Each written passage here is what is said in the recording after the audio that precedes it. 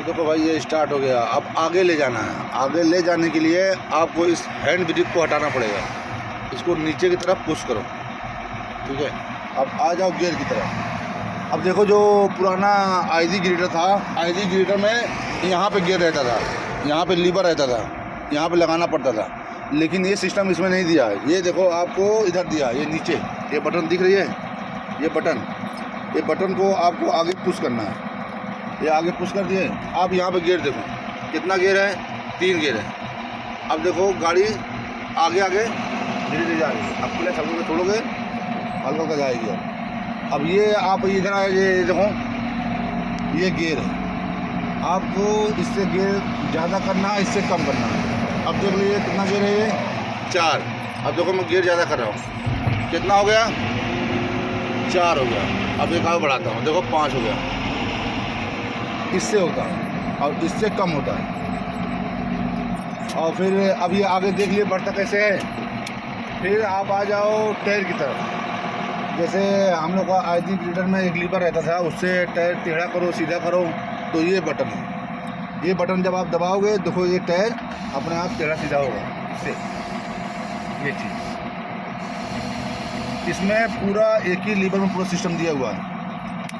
अब जैसे एक बार होता था कि मतलब कीचड़ में गाड़ी चली गई या कहीं चली गई, गाड़ी फंस गई, 4x4 से भी नहीं निकल रही है, अब गाड़ी को निकालना कैसे है। तो ये आपका जो ये लीवर दिया हुआ है पीछे और बीच में जो जॉइंट दिया हुआ कि मतलब उससे गाड़ी घुमा के निकाल सकते हो। उसका लीवर दिया था, आईडी में भी था। ये सिर्फ एक बटन में दिया हुआ है।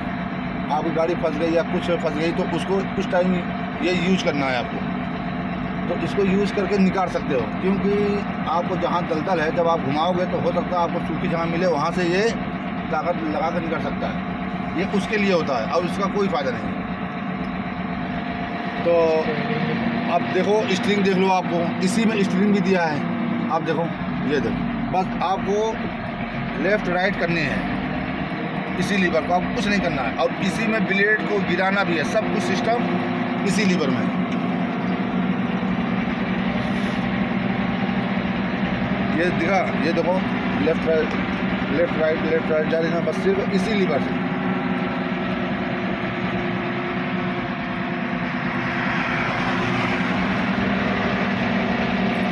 फिर ये देखो जो काम हो रहा है,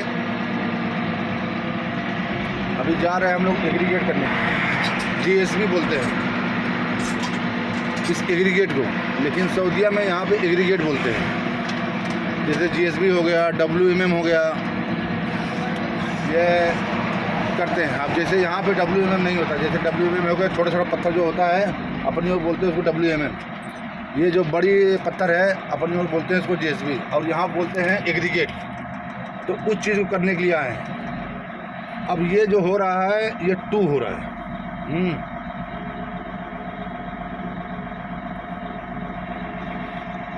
हाँ, ये देखो भाई, ये देखो ब्लेड को पुश किया। और डंपिंग तोड़ने के लिए आपको पहला गियर या दूसरा गियर लगाना पड़ेगा, क्योंकि तीसरे गियर चौथे गियर में आपको वो ताकत नहीं मिल पाएगी जो पहले दूसरे में मिलेगी।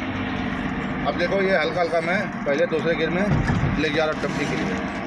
हल्का हल्का तोड़ते रहो, और जब पहली ढेरी तोड़ लो, दूसरी ढेरी पर चक्का जाए तो हल्का हल्का पुश करते रहो ब्लेड को, क्योंकि आप उठा नहीं, आप उठाओगे तो सामने वाला चक्का उठेगा तो ये